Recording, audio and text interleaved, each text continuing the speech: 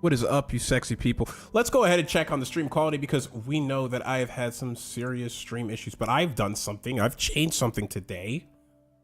So I'm hoping that that made a difference in the audio quality for the stream. Let's go ahead and listen up on YouTube and see if it's made any difference whatsoever. And yes, I am talking just to make sure that I get a lot of sounds out, because if I don't get a lot of sounds out, then I won't be able to hear what I'm going to say when I take off the volume. Just to make sure that I get a lot of sounds out, because if I don't... Aha! I figured it out! I figured out what the issue was. The issue was the cable, and I had a feeling it might be the cable. I looked out of everything involved. The Go XLR is great. The Stream Deck is great. Everything involved with the stream, you know, was like a high quality like thing, except for the cable. So I went ahead and bought a cable, and that's making all the difference. What are we doing today?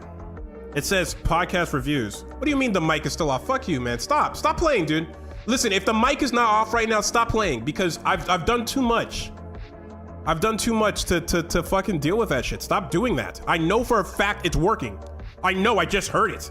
I literally could hear myself talking right now. I know for a fact it's working. So stop doing that.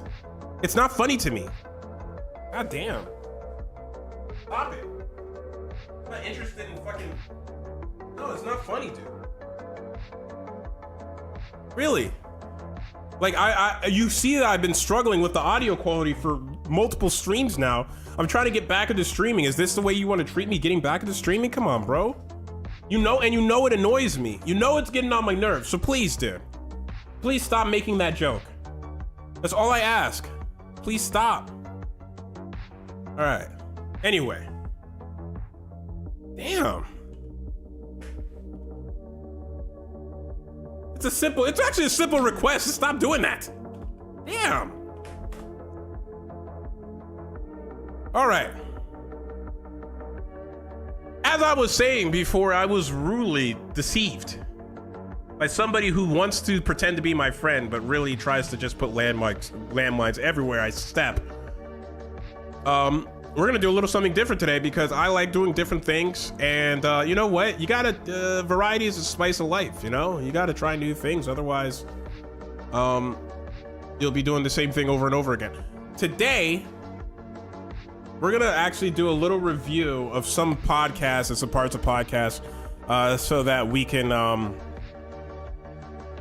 you know what it is? It's like sometimes I'll like watch some podcasts, and I'll be like, what the hell did this person just say or whatever? And you know, the truth is, you know, I'm sitting here in a room by myself, and it's really great to like bounce ideas off of what other people are bouncing other people's ideas off of. And in particular, recently there was a podcast that I found interesting, not because like, so I have mixed feelings on Joe Rogan. Okay. In terms of like, shut the fuck up, dude. Shut the fuck up, dude. Why are you like this? That's why you're banned. That's why, because you're an antagonist. Who the fuck wants an antagonist all the time? It's fun to joke around, but you just always antagonize. You came in here antagonizing, and you continue to antagonize. The only reason why I didn't just ban you right there is because you're the only viewer. And I'm like, damn, do I really want to view the only person watching my stream right now?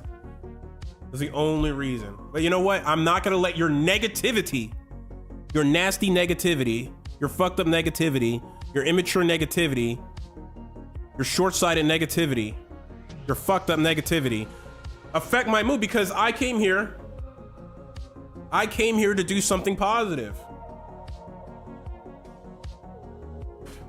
Anyway, what we're gonna do is we're gonna be reviewing a very special an interesting podcast to me that I was watching. It's the Joe Rogan Experience. Obviously, nothing new there, but in particular, it's the one that he did with Tucker Carlson, and I found it really interesting because I don't like Joe Rogan and I don't like Tucker Carlson a lot. I think that they're both, you know, not very positive people, and that they do very not positive things. And I'm not trying to say they're negative people. That's why I said not positive. Okay, here's what I mean to say.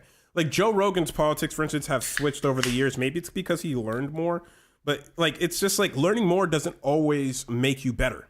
It doesn't always make you like smarter. Sometimes you learn the wrong things, you know?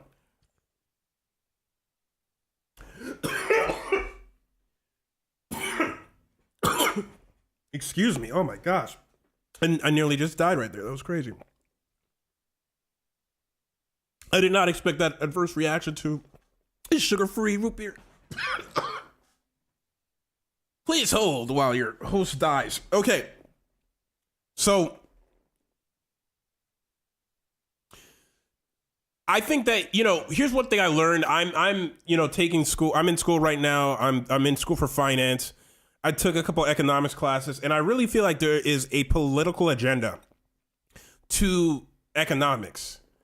I think that some people, people use it differently. Economics is one of those things that you can use to solve problems, and there are like hard and steadfast laws and ways of analyzing things. But when you look at like some of the financial ramifications, like for instance, modern monetary policy and all this stuff, it's all convoluted, and it's based on assumptions that, to me, have dubious claims, to be 100% honest. And we could get into it, but it seems like the system of analysis is for rich people. It's just my personal opinion. Now, one could say knowing economics can make you rich, and that's why the rich people use economics. Or maybe it's a system that is designed to keep the people rich. It depends how you look at it, in my personal opinion. That's not to say that there aren't laws to economics, like supply and demand is like real. I'm not here to fight that. I'm just saying that the way that we implement economics now, modern monetary theory, it's changed from there used to be like Keynesian and Friedman, and there's all these different economists that came up with all these different ways of analyzing economics. And we're on another theory of economic policy, and it's new. It's not like that economic policy was there since the beginning of time, and it was the only natural way to make things work. We're actually in a very long-term experience. Let's say experiment. Let's say a 50-year-long experiment of our currency being fiat currency, not being tied to gold. It's not like it's always been that way. It actually wasn't for most of human history. And that's and it was literally created by Nixon so that we wouldn't have to pay our debts to our foreign debtors. That's why we use modern fiat currency. And that's a whole thing, right? That's a whole thing. You could go down your own rabbit hole for that. But that's not why I'm talking about this. I'm talking about because I think that Joe Rogan's one of those people who has developed philosophies that support his life, which is what we all do. But not all of us want to sacrifice for other people as much. Look, all I mean to say is this. I just don't agree with him. I think a lot of the things he says are questionable. And you know what it is though? He has a large corpus of work that he's put out there. He's talked to a lot of people. He's had a lot of guests. So I try not to fault him too much. He has over 1,000 episodes. He has over 2,000 episodes. So, just trying to judge him on a little bit that he said, it's kind of silly. But in this particular podcast, he's talking to Tucker Carlson, who again is another one of those colorful characters who has a lot of friends, who's made a lot of enemies along the way.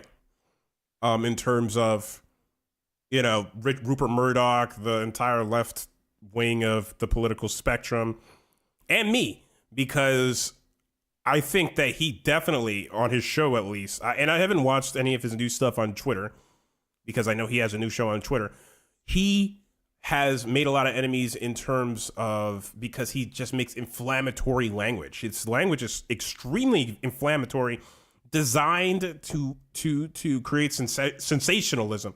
And look, it makes sense, right? It makes sense that why popular people are divisive, because they say things that get them attention.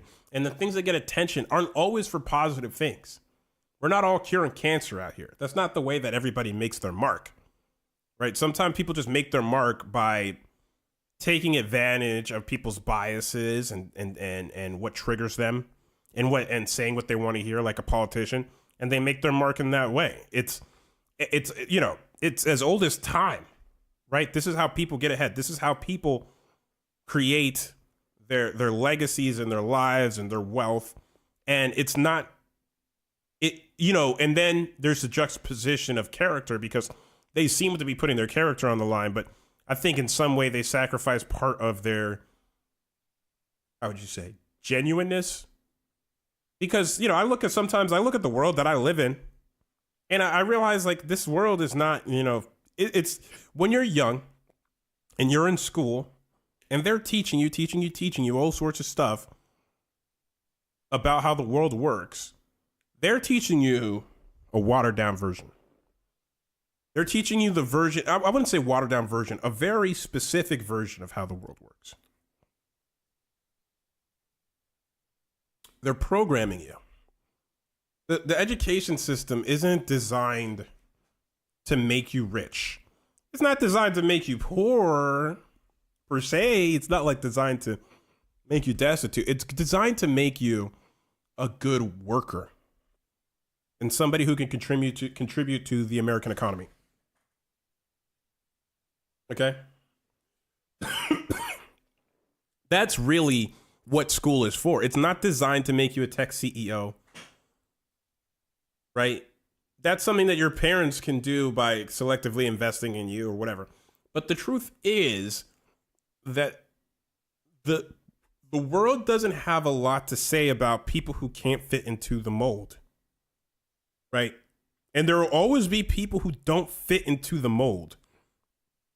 Let's just put it this way. The majority of people fit into the mold, but there will always be people who don't fit into the mold. And when I say the mold, I mean going to school, going to college, getting in debt from going into college, getting a career, working very few jobs, like not working in an industry that produces for the economy and makes massive profits for its shareholders and pays taxes back to the United States government and increases our GDP. That's the mold. That's what they want.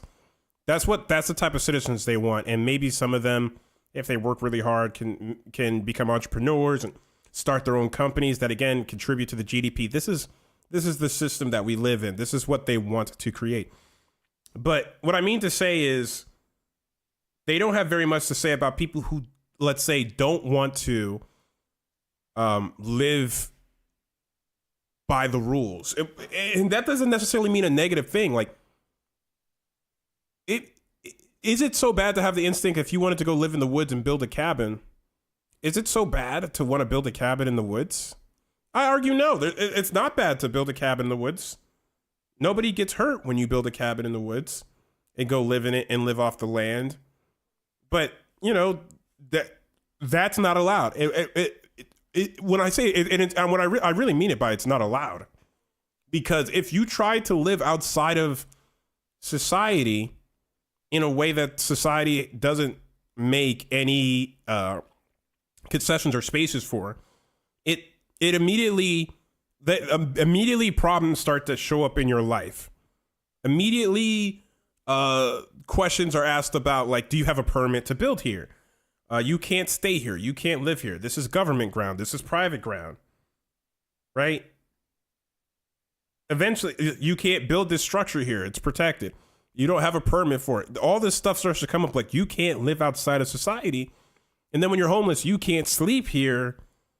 Right? You can't exist except for within the system.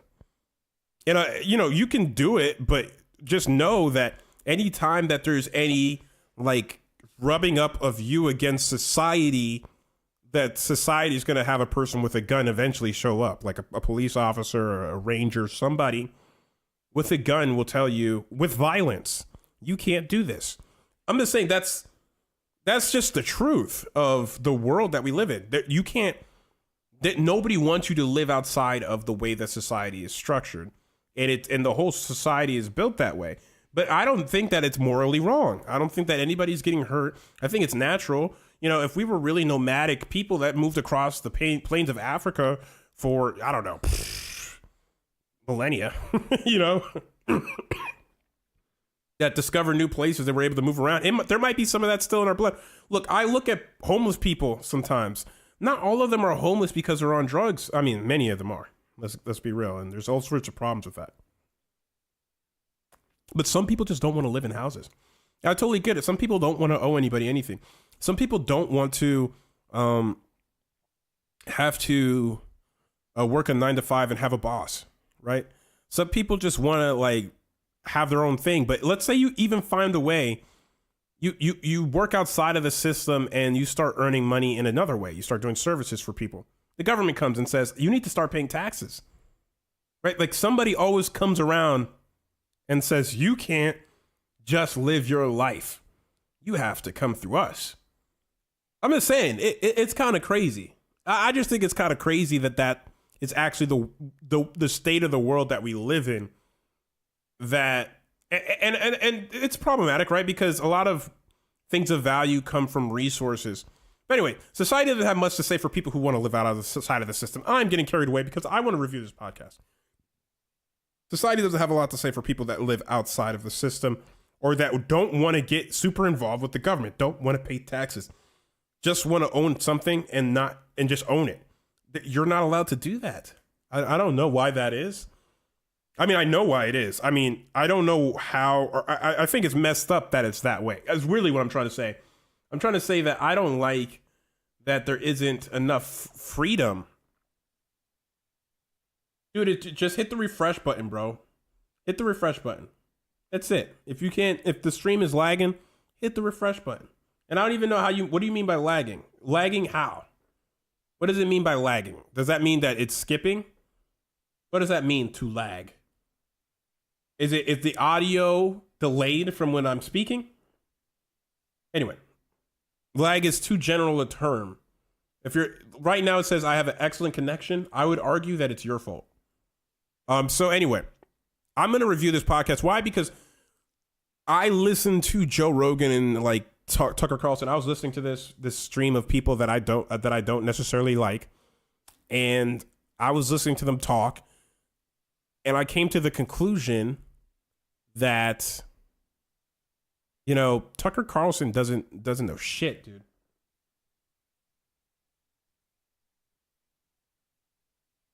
Audio a second too late. Did you refresh the stream? I don't think that there's an issue on my end. I think it actually has to be your end. I don't think that there's an issue on my end. I think it actually has to be your end. I think it's you. Yeah, I mean, I think it's you though. I don't think there's any problems with my audio or the stream itself. I think it's a you thing. Which is fine, but I'm just letting you know it's probably you. Anyway, we're gonna watch this stream because I wonder if they have the transcript for it. And I know it's not up. I'm just trying to see if I could just if they have a transcript for it. I go show transcript. And I'll just skip to the part where they start talking about particularly aliens and evolution. And I just came to the conclusion that, you know, and anybody who knows me knows I'm agnostic, but I just came to the conclusion that Tucker Carlson is not as capable as he says, as people put him out to be. He has a team of people that feed him information. Here's the thing that people need to understand.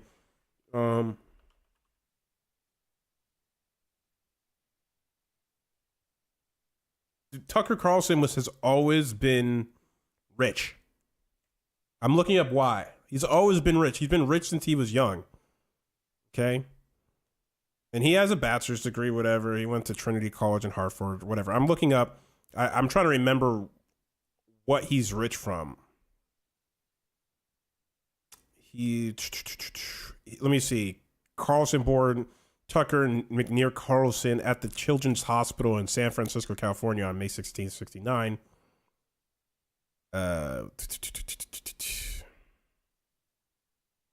President for a corporation of blah, blah, blah, blah, blah, blah. Come on, man. Carlson's father was adopted at the age of 2 by upper middle class New Englanders. The Carlsons, an executive at the Winslow Brothers and Smith Tannery of Norwood, the oldest tannery in America, and his wife. I know he was a multi-millionaire young. Let me see.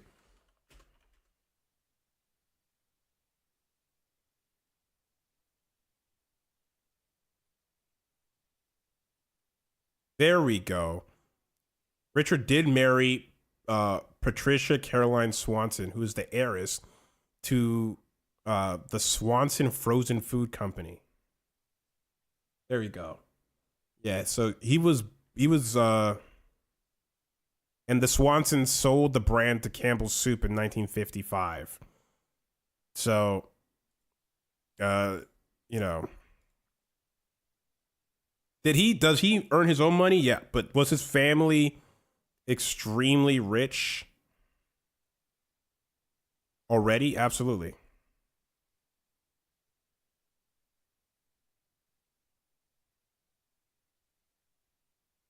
Anyway, and you could guess about what his net worth was, but at the end of the day, he was always rich since he was a little boy. He says that in this podcast as well.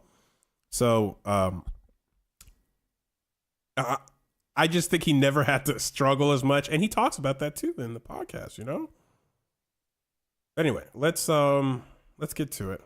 Yeah, they talk about it pretty early on. I don't know why, but like this particular, I don't know what happened, but at least the people that are paying attention have a more. Yes, when there are measurable physical effects of a phenomenon, we can say conclusively the phenomenon is real. Right. And so yeah, but it is. I mean, I guess we're sort of past the point of like, is it real? Yeah, it's real. It's real in that there's these things that are moving in very bizarre ways, and they have these propulsion systems. See, the thing is, I'm not as interested. I don't know what's going on with my YouTube that it's so fucked up right now. Data across dimensional space-time, develop remote viewing comms. Like, you see what I'm saying? It's like it's all screwed up. It doesn't want to go my way.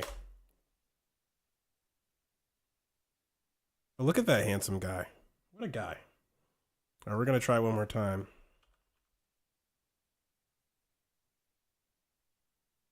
Give me a moment.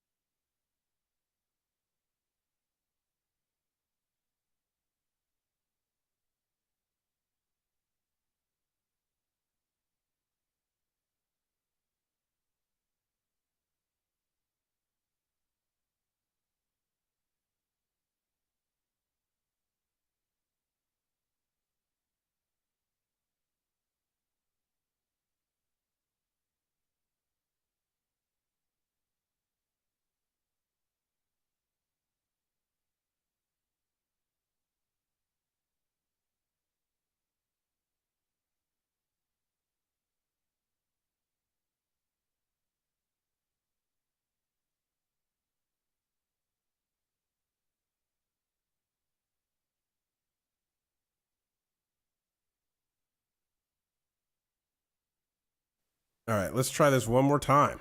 So yeah, but it is. I mean, I guess we're sort of past the point of like, is it real? Yeah, it's real. It's real in that there's these. Maybe it's because I keep on trying to pull up the transcript. It doesn't like it. In very bizarre ways, and they have these propulsion systems that. I want to get to the part where he talks about evolution. About propulsion systems. What is going on, dude? What's wrong with YouTube? Data across. What is going on with YouTube right now that it just cannot handle? So yeah, but it is entirely credible person. He has written about, and in fact, that battle, that unseen battle around us, that spiritual battle. All right, yeah, this is where he starts talking about how it's a spiritual battle. Like these are like our spiritual beings that come from space. I don't know. Explanations and the details differ, but the core idea does not differ. It never has differed from caves until now. that we're being acted on by spiritual forces. Right, exactly. So this is the first thing. He's and I think Trinity College is like a religious college. Let me see. Trinity College. I think it's a religious college. Though I'm not sure about that. Not that I'm like some sort of big like, you see, for Church and Country, yeah, it's like a religious based college. I mean, it makes sense. The Father, the Son, the Holy Ghost, etc., etc. So I mean, it's not out there to say that. But yeah, I mean, I'm guessing. Yeah, see, he was a bishop. See, it's a religious college. I don't want to get all into that because I'm not a big religious person who believes in religious things. So why would I get into all that? But yeah, so he starts talking about that these are like some sort of like heavenly bodies, like some sort of like spiritual beings that are coming to visit us from space. Everybody knows I'm agnostic. And who's to say that in some sense, if you want to interpret it, because that's the beauty with spiritual things, that you could just make anything spiritual because the spirit can't be found. So you just make anything you want spiritual and it becomes much more understandable that way to a religious person. Oh, figured it out. I have a spirit. Don't need to my heart beats because it has spirit or something in it. You don't have to study anything when you understand the world in such simple terms. At all times. And so to someone born before or living before 1945, I think it would have been much more obvious that this is the thing that every society has written about. And in fact, that battle, that unseen battle around us, that spiritual battle, has like been the basis of every society, of every religion, not just Christianity. I mean, go back far enough, they didn't believe in germs either. They just thought you had bad humors and stuff like that. They didn't think that you needed to wash your hands before, cutting someone open and doing surgery to them. And, that was the basis of all medical innovations until, I forget his name. It begins with an S. The gentleman who created the germ theory. What's his name?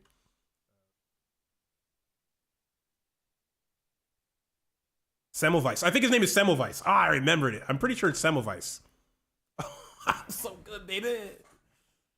I mean, there's other people, but I think Semmelweis is the one who created that. And also in Germany, not Germany, in Europe, there was another guy with like these contaminated water pipes. The way it just used to be that the shit would get into the wells and people would get like cholera from that shit. And he determined that certain wells were actually, he was like the father of epidemiology. I forget his name, but it was because of some sort of well. You see, father of epidemiology. I forget his name. Jon Snow. Yeah, exactly. I remember. Yeah, because it's like Game of Thrones, whatever. Because he was able, the cholera from spreading from a well. Anyway, besides the point. Semmelweis. But these guys, they before that, they just thought you were a bad person, so you got sick or some shit like that. You were a witch if something bad or weird happened around you. So whatever. That was the basis. But then we started to develop scientific theories around it and took a scientific approach. It's amazing how the scientific approach has been able to solve so many more problems and with so much more specificity and so many more useful solutions than just saying it's a spiritual battle, So why it makes things really easy for you to explain away that God is like the foundation of everything. It's far more convenient to say that because then you don't have to really learn anything of complexity. But anyway, we're going to continue. So like it just, once you discard your very, very recent assumptions, relatively speaking, about how the world works, you're like, well, that kind of seems like the obvious explanation, right? Yeah, once you get away everything that we've learned with specificity about the way that the world works today, isn't it obvious that it's the most simple answer? Right. I mean, like, once you get, I understand that you say that she has leukemia, but she was cheating on her boyfriend. So, once you get rid of all the science about how leukemia works and radiation and cells and all that, isn't it obvious because that she was just cheating on her boyfriend and that's why she got sick? That's the kind of stupidity this is the level of logic that he's working at. Why do I have to listen to that shit? Why is this something that we have to listen to?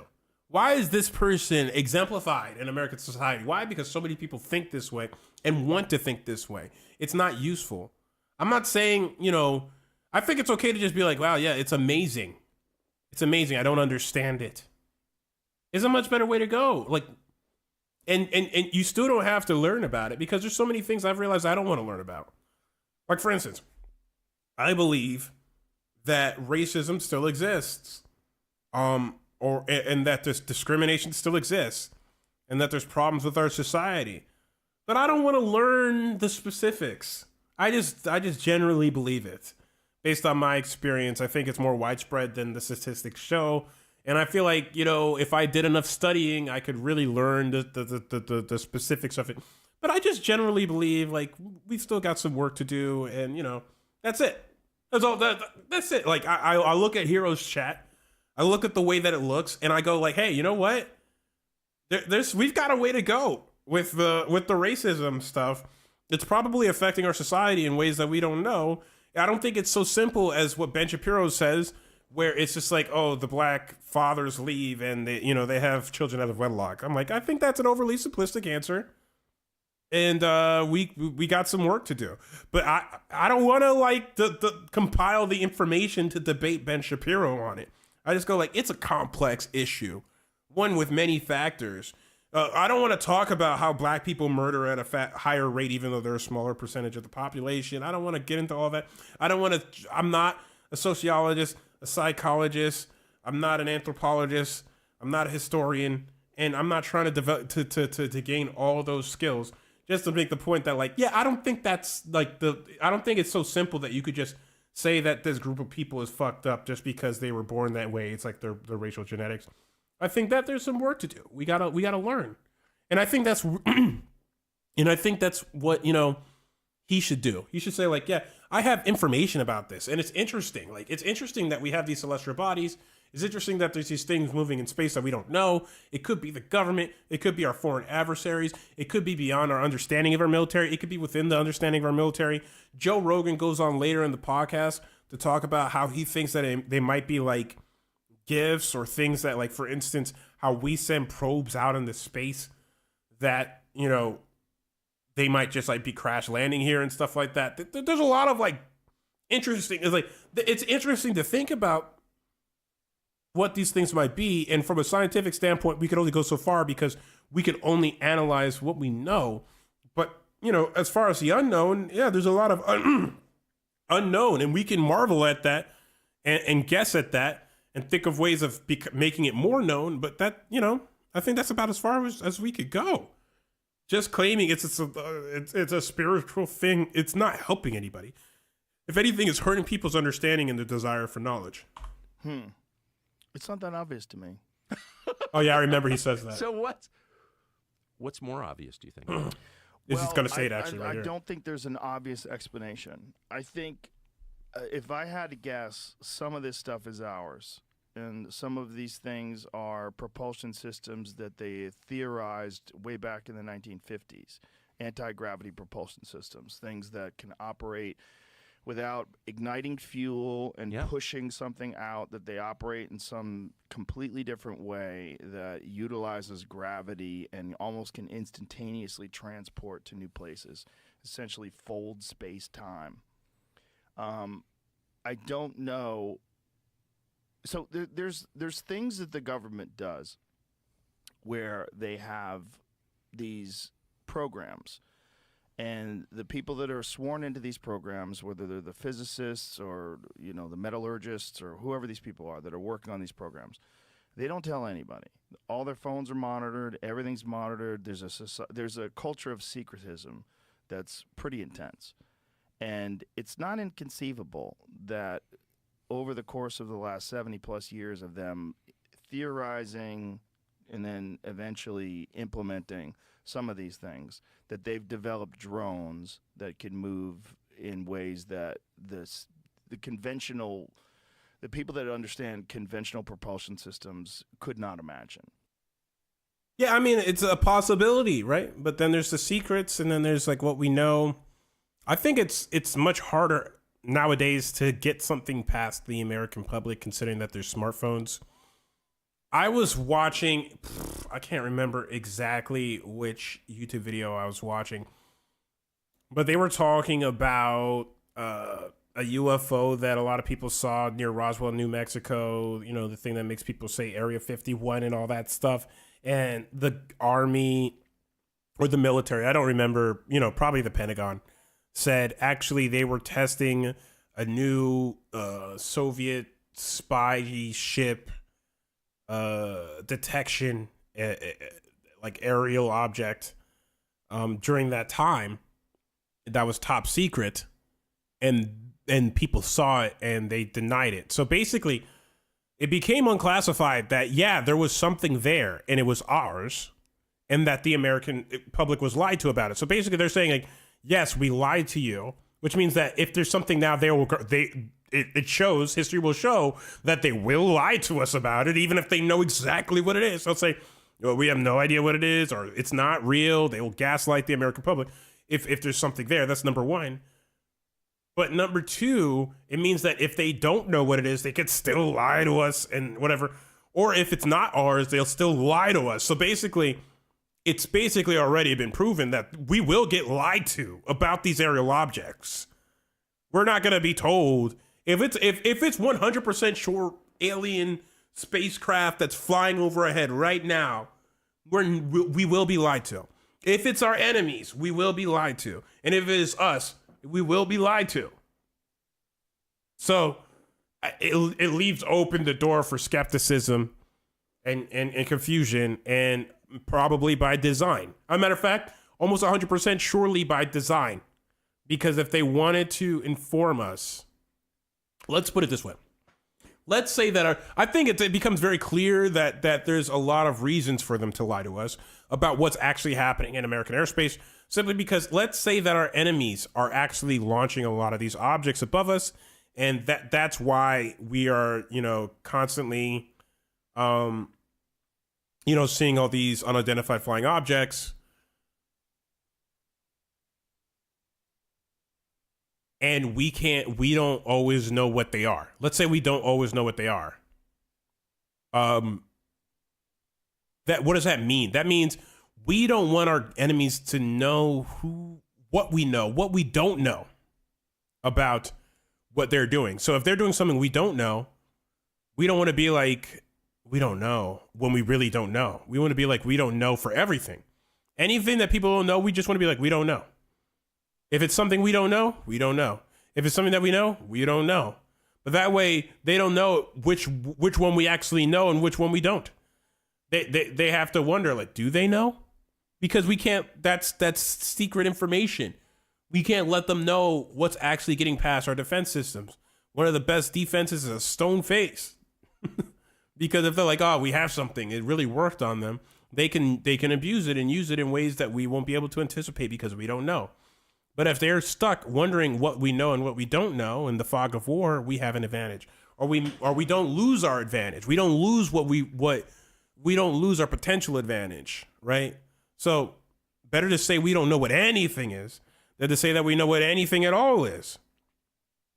So, you know, but I do think that is definitely part of the muddied waters. I personally believe that they're like my belief, you know, and it's just a belief, right? Because the truth is I have no proof about anything. I don't know exactly what's going on in the skies. You know, I don't have top secret Pentagon clearance. And you have to wonder about the people who have top secret Pentagon clearance, even. Like the people that come forward that are allowed to talk about all this secret stuff and like, I don't know, going in front of Congress and all that stuff. The government's not afraid to do psyops to the people, bro. They're not afraid to deceive us about what they're doing. They're not that literally, they will lie to us. Even if they're saying we don't know. They're saying like this could be a UFO. Even them saying something that could be a UFO could be for a reason to keep us confused about something else. So, but my point of view is this, that we probably have had alien visitors. Wouldn't it be interesting? All right, you're like, okay, I think that like any society that creates technology is a curious society. Like I would argue that like from an evolutionary standpoint, which Tucker Carlson doesn't believe in, we'll get into further in the video. From an evolutionary standpoint, isn't curiosity, haven't we found on this planet that curiosity is really good at creating advantages for organisms and creating intelligence? And I would argue that any there's certain things that are immutable, right?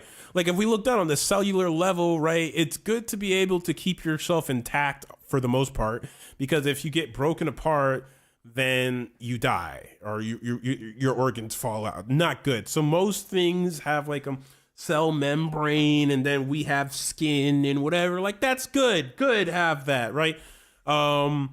It's good to be resistant, like on your planet, to some of the extremes. If it gets too hot, if it gets too cold, good to have reactions to that. Good to have sensory organs so that you can smell, oh, this smells like poison, I should leave.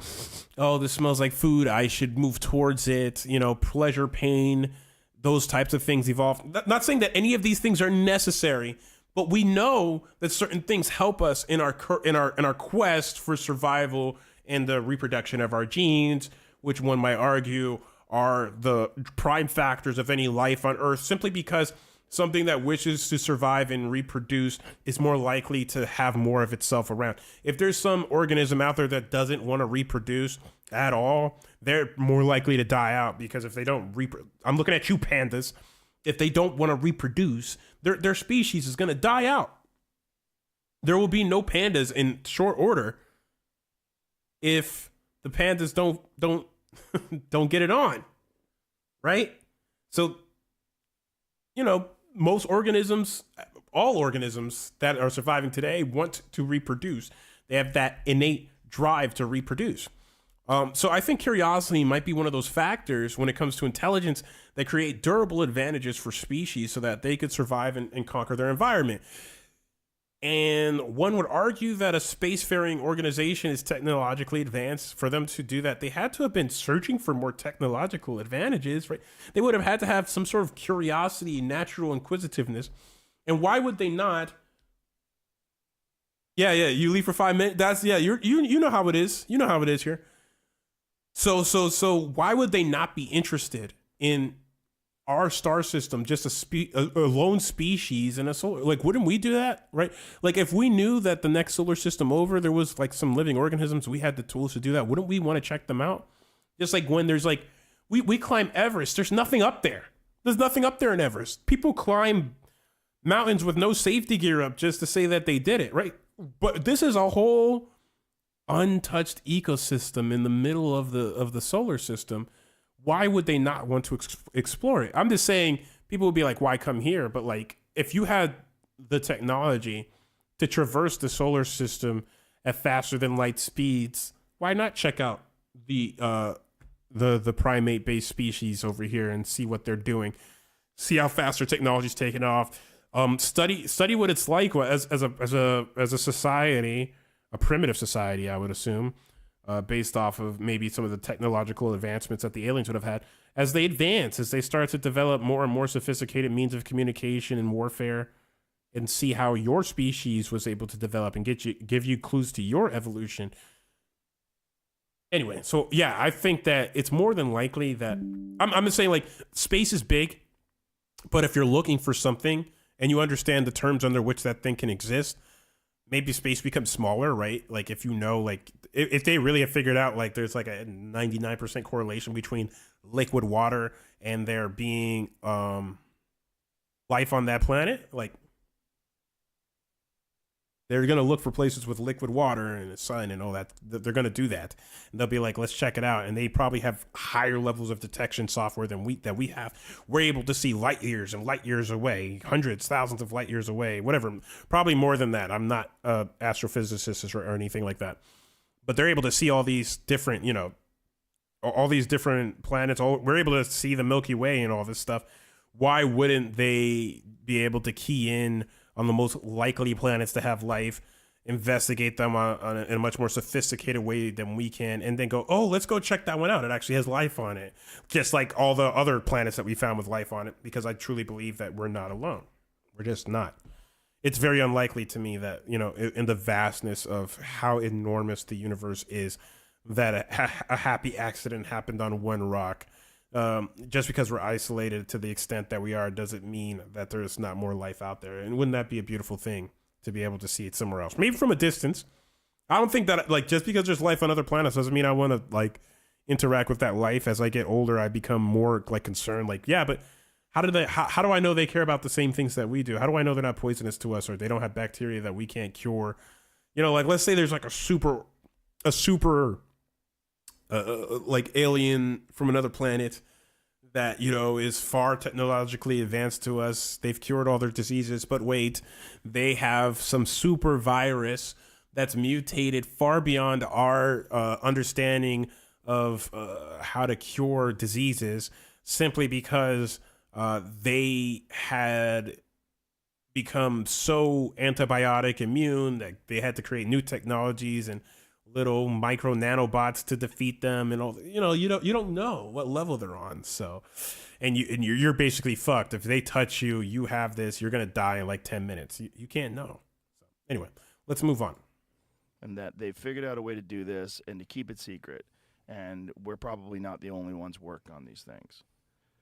But where did they get that information? And have you Diana Pasulka? Mm-hmm. Do you know her work? Yeah. They describe these crash crafts as donations, which is fascinating. Yeah, I mean, I personally think that's possible. They could just be giving us technology. Why not? Right? I mean, imagine this. There's we could just do imagine this a million times whenever it comes to aliens. Let's say there's a society out in space. They see our planet. They see, okay, let's go explore them. Let's go, oh, they're interesting, whatever. Let's say there's the conservationists, just like there are in the world today. Don't touch them. Leave them the way they are. Let us enjoy their natural beauty as they develop. They have to, adapt to their environment on their own. But then there might be a fringe group of people who say, no, they deserve the technological advancements we have. They deserve to be able to move ahead. They deserve this technology, and they crash stuff on the planet. Who knows? Let's say they find an alien body inside the craft. Maybe they're suicide, or they believe this so strongly. There's there's religious zealots, and they just crash into the planet, giving us technology. Why not? Why can't that be? I'm not saying that that's what it is, but that's the fun thing about talking anything about aliens, is that it could be so many things. We really don't know. That they're left there. The crashed retrieval program, the crashed UAP retrieval program is essentially, they're going figure this out. We're going to crash this thing here. You figure this out. And the question is, if that's true, okay, where are these things coming from? Are they, if there's something that is so advanced that it's decided to leave us a little trinket for us to back engineer, is that from another dimension? Is that from here? Is that from some realm that we just don't have access to? Is it from another planet? We have drones that are... Yeah, but I mean, let's say it could be yes to every single one of those things. It could be an alien species that started in this plane of existence that created the means by which to travel into other dimensions, live in another dimension, and visit our dimension and leave stuff for us. It could be all of that stuff, because why we're talking about aliens, it could be anybody, and they have more advanced technology than us. It could be all of those things that are on other planets right now. We have a drone on Mars. We have, the lunar rovers. We have satellites that we send to observe and photograph other planets. We just got really high detailed photographs of Jupiter. They're pretty... Oh, my girlfriend's home. Baby!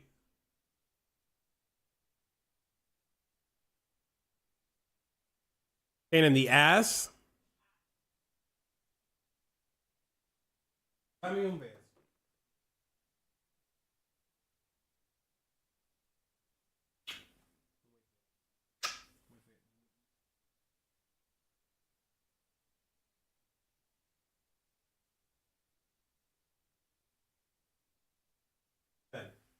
I command you, go lay down. Go take a shower right now. Get out of here. Go take a shower. Remember, they been you on Twitch. I think. I command you. Go take a shower. I command you, as your man. Yeah. Yeah. That's how I got it in here. Okay? Baby, don't remember I'm streaming. Okay. No, I haven't eaten any. Oh no, I did. I ate a sandwich. Oh, I'm good. Can you bring me another root beer though? Merci, chérie. I speak that Creole, baby. Let's go. That's what I do. That's what I do. All right. So anyway, I really want to get to the part where he talks about evolution, but it's coming. But if something was like us on another planet but lived uninterrupted with technology advancing for 1,000 years, 10,000 years, 1,000,000 years more than us, what would that be like? And how much would we be able to understand of what we're seeing? What would we be able to see? And this idea that we monitor our skies, sure, but if something just appears and disappears essentially instantaneously, if something literally can fold time, can fold space, and just traverse between immense distances almost instantaneously, what are we going to see? Maybe we just see what we've already seen. We there's so much we don't see. I only have one root beer left. Why'd you drink them all? You leave any for me? Somebody's been drinking my root beer, bro. This douchebag, fuck him. Fuck Malachi. Nobody's watching my stream. Nobody cares. Nobody's watching me, baby. I have 4 views, not 4 viewers. And you have 1 viewer. It depends. I don't know which one's right. 2, 1. It doesn't really matter. No, but look, I'm enjoying myself. I'm trying to make some new content. That's all that matters. Okay.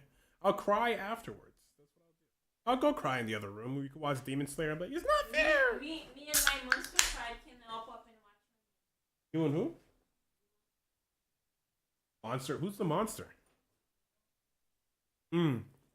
True. But, as human beings, there's so much that we are not able to perceive anyway. We're not able to perceive beyond the visible wavelengths of life. We can't light. We can't see microwave. We can't see X-rays. We can't see gamma rays, but they're all out here and they all affect us, right? There's things that affect us that we can't perceive. Carbon monoxide, if you breathe it, it's odorless, but it could kill you. There's so many things that are out here that we can't see. Germs, they could kill you, but you don't see them. Sexual infections, all that stuff. All things that are present in the world that have influence on us that we can't see. So, just talking about what would we see? Maybe nothing, maybe something, That's why I like Star Trek, because they play around with these ideas a lot. Holographic based life forms, planetary life forms that eat planets, like whatever it is. There's all sorts of ways you could, in proportions in which you could think about this stuff. And, ultimately, we have very little information, and it makes you wonder, though. Let's say, it just makes you wonder about particularly, let's say that there was information about UFO. Like, let's say, right?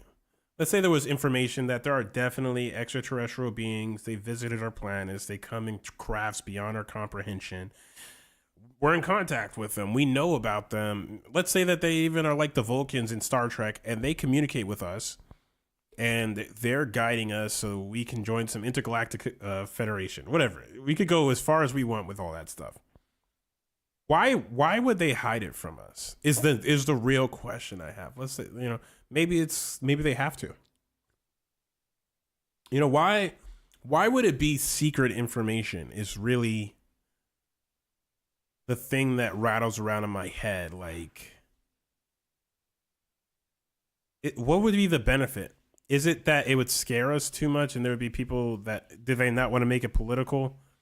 And there's like really smart people who understand the ramifications of how these things affect people. Like I can only imagine that there's like exceptionally smart people in our societies that exist outside of politics out of necessity. This is like my hope, at least. I hope that there's people that operate outside of politics based on necessity, who work in parts of the government that are involved in keeping things sane because of the insanity of how people actually operate in the real world. It's my hope. And maybe they know something we don't about how this might influence our psychology. I don't know. But I do think that there's real reason to believe that there's extraterrestrial life forms out there. Just based on the math of how massive the universe is, and how many celestial objects there are, and how little we understand about all of it. What are we going to see? And also, like, what kind of detection systems do we have? We have radar, we have visual, we That we know about. a bunch of different military-based detection systems to look out for.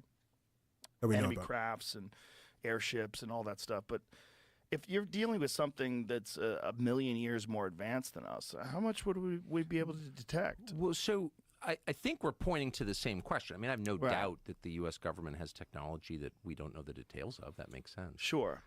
But, like, where did it come from? Right. I'm not even sure. This is a separate question. We're going to talk Where did- about. Should we He's going to say, like, how did we even come out with the atomic bomb and all this stuff? really know where nuclear technology came And then we're going to talk about the Manhattan. Anyway, I'm skipping ahead of this stuff. from?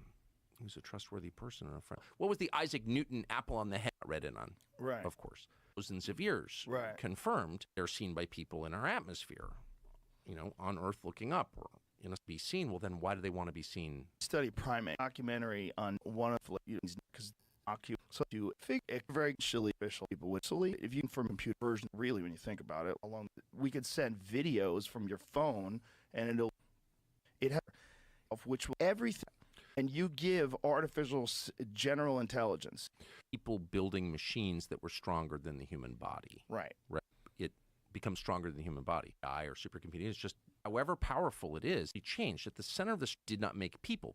AI, Ted Kaczynski was likely right. I know what he talks about here actually is whether or not we should be letting AI, which by the way, I'm actually critical of the direction we're going with AI. I think it's extremely dangerous, and it's one of those things where the cat is like literally out of the bag running around and everyone's just watching the cat and we're literally listening to these like tech bros being like, oh yeah, this is good for society. Think again. I really don't think it's good for society that AI is taking off in the way that it's taking off. It's not AI itself, maybe not the problem, but the way AI is proliferating is dangerous. The fact that it's just it's exactly what we fear, that giant corporations are the ones who have the primary access to it. They could sell access to it, but they have the proprietary access to these very, very complex AIs that are able to solve problems. Like, for instance, there are AIs that we have access to, like let's say ChatGPT, and we can use ChatGPT to do our math homework, or don't make it do your math homework because it sucks at math. I hear that Wolfram Alpha is better at that. It can code, etc. But if you ask ChatGPT about to do a financial analysis of a company, it'll say it doesn't give financial advice and it only has information up to a certain year. But I'm pretty sure that if you went to OpenAI headquarters, they have the AI that's able to do everything up until now. It has every single piece of information from every single current news article. They just have every piece of current information for them to be able to process whatever information they want. That's an unfair advantage that they have. I don't know if it's unfair because obviously they've developed it, but it's it's going to become like that, where there's going to be like premium access that only some people are able to access. And particularly the people who own the AIs, like people just assume that AI is going to be a product that consumers buy, but there's also going to be AI that companies keep for themselves and that they use to dominate industries and create companies that do everything. And that it really won't be able to be stopped. Once you have that general AI, it'll be able to improve itself, and it'll be able to, give superior advice to the people who have control over it. And it'll become very, how would I say, consolidated. Only very few people will have access to tremendous intellectual power. And I mean intellect in the term, like if you met someone and they're smart and they could solve problems, but like on the utmost of steroids, able to solve almost any problem without and I mean this in terms of without many limitations, conceptually able to dismantle things that we have never thought to dismantle. For instance, I bet if I were to type in right now, AI protein folding, right now, a lot of medicines are created by finding out how proteins are folded. There's a lot of proteins we don't know how they're folded because they're done on the cellular level. And there's even a game called, I think, You Folded or something like that, where you can help scientists learn to unfold proteins or fold proteins and all this stuff. And it's like a game. And I think that one day someone's going to make an AI that can determine how proteins are folded better than any human can. Just like there's AIs that could detect certain types of cancer better than any human can. It's going to get really severe. It's going to get really severe. We're just talking about, we're at the very tip of the iceberg when it comes to how the impacts that AI is going to have on our society. And everyone just keep going. I hope the AI could solve the problem of what happens when millions of people lose their jobs and there isn't another job for them. They're like, oh, there'll be new jobs. What happens when there isn't a new job? Or what happens when wages go down so low because of the lack of value that people are able to contribute because an AI can do their job? It will get away from us. We will be controlled by the thing that we made. All those are bad. That's just bad. And we need to say unequivocally, it's bad. It's bad to be controlled by machines. Right. Machines are helpmates. We created them to help us, to make our lives better, not to take orders from them. So I don't know why we're not having any of these conversations right now. We're just acting as if this is I agree with him, some kind of virus like COVID that just spreads across the world inexorably. There's nothing we can do about it. Just wait to get it. Well, in a way, it really might be, though. It really might be that the way that AI is going to actually move throughout the world is that there's nothing we can do to stop it. It may already be at that point. And it's simply because of the competitive nature of what's going on between all these countries. As they develop more and more complex AI technology, they're going to have to compete with, we have to compete with China, who's creating their own AI technology, right? We can't just be like, oh, let's slow down just ourselves because some other AI startup in the UK is going to make their new AI technology, right? It's going to happen all over the globe, and we can't just stop because no one else is going to stop. So then the forces of the free market and capitalism, they're going to force these AIs to exist. And that's why it's so not regulated. That's why they're not regulating it. They can't. If they regulate it, regulating it is like hobbling yourself in the open market. And you can't really trust anybody. There's no trust. You can't be like, hey, can we all just slow down and have a convention on it? I think they should. I think that's the first step, is everybody get in a room together and be like, look, we're working on stuff. We don't got to tell you what we're working on. But can we talk about what we're worried about at least? They should do something like that. Can we at least just talk about what we're worried about? Let's just talk about our worries. What if this happens? What if that happens? What if this happens? What if that happens? So that everybody knows we're on the same page. Like, hey, we don't want these problems. I don't know. I don't know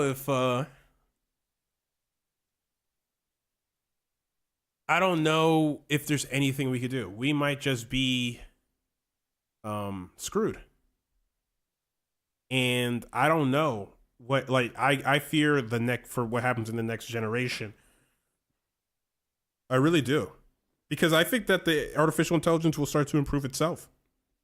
It's going to need us for a long time, or for a good amount of time, until we start making better robots. I think that'll be the key. When we start making, like, advanced robots that are able to do a lot of the physical functions that we can't do without getting tired.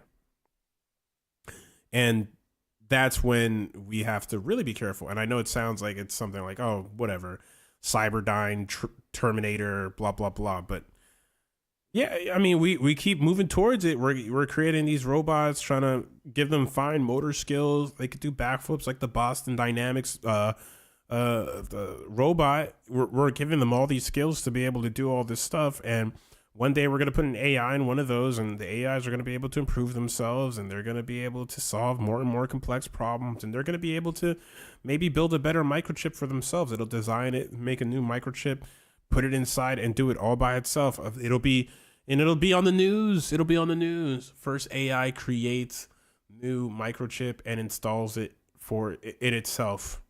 And we'll be like, what an accomplishment. We're at the pinnacle of artificial intelligence achievement. But that'll be the most.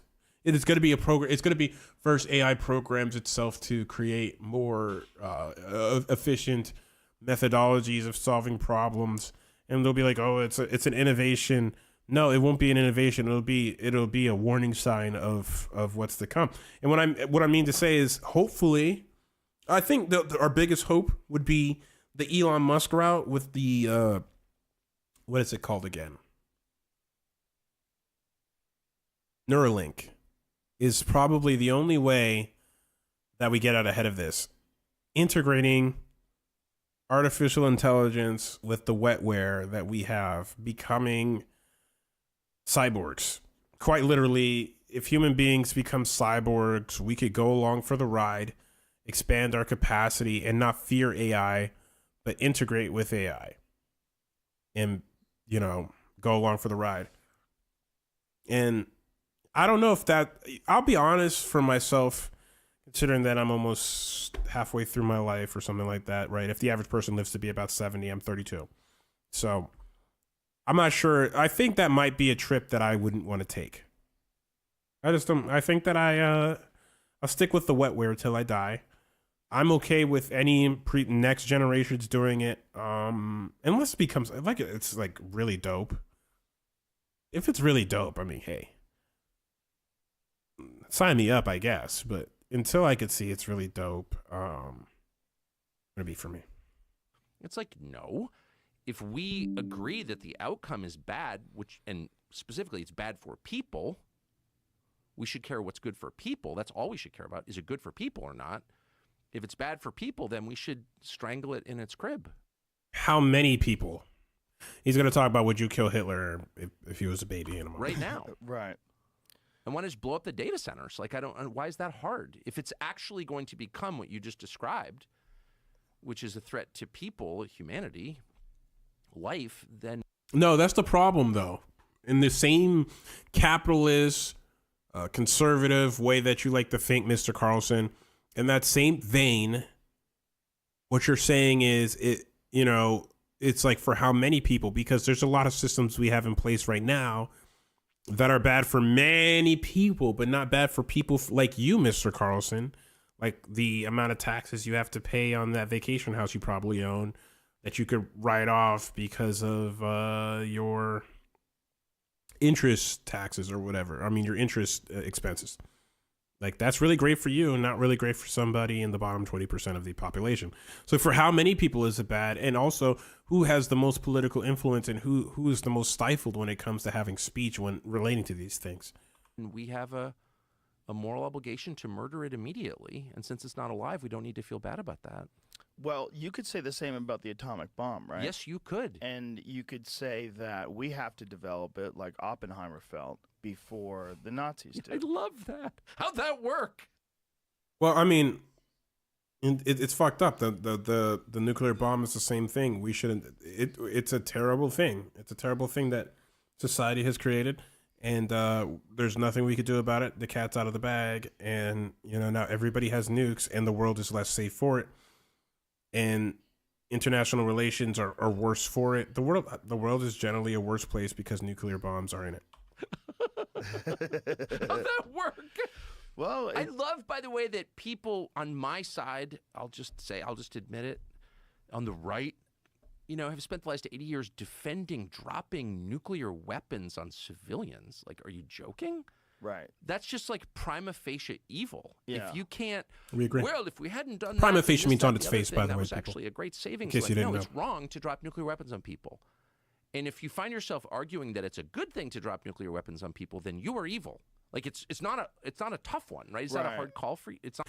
It's just amazing that you could talk about, dropping nuclear bombs are evil, but like he might be on his program talking about how people who don't succeed don't work hard enough, and those are the kind of things that you reap from not working hard when it affects millions of people. But whatever, I'll just leave it. It's not a hard call for me. So with that in mind, like, why would you want nuclear weapons? It's like just a mindless, childish sort of intellectual exercise to justify, like, oh, no, it's really good because someone else will get it. How about no? How about, like, spending all of your effort to prevent this from happening? Would you kill baby Hitler, famously? Right. So I don't know why we're sitting back and Creates everything. If God created the universe and God creates people, God probably creates a process. Oh yeah, let me. Yeah. how Yeah, can no, that this be is good. good? I think we're Well, getting if into the good God part. creates everything. If God created the universe and God creates people, God probably creates a process. I found this interesting as well. He's going to talk about how, and I thought it was a cool way, God creates a process. Well, anyway, let me just let him speak. But I found this interesting way of approaching the problem, especially as an agnostic, because remember, I'm not atheist. Like, it's not like I don't believe in God at all. Right? I just have qualms about if there is a God. Once again, agnostic, because I'm not here to say, like, I've never said, like, there is no God, but I've also never said that there is a God. I've just always been like, if there's a God and if there's no God. But, like, I'm not prepared. Like, I think that, and I think it's the Richard Dawkins did, he laid out a really good, and it wasn't him who came up with it, but there's like a continuum of God belief. Like, where 10, you 100% believe there is a God. There's no doubt in your mind, for a fact there's a God. And 1 being like, there's no God, absolutely no way, not even a little bit. There's no room for a supreme deity. And I would put myself at like a 2 or a 3 in terms of my beliefs of an existence of God, probably closer to like a 2.5. Yeah, it's a 2.5 or something like that. So like, I'm like more likely to believe there's not a God. Like, if pressed, like, I don't know, probably not, but I don't know. Not to say that like that means that I believe that there is no God, right? It just, like, I'm not here to say there is no God, because like, it depends what you mean by God, right? He's saying God could be a process. I find that interesting. Or God could have initiated a process. Because, like, to me, it's like, it seems pretty clear to me that, in terms of consciousness itself, there are different, like, levels of consciousness, even on our plane of existence. Like, there is, what happens in a gnat's head, and then there's what happens in, like, a dog's head, a monkey's head, and our head are different levels of perception based on the level of complexity.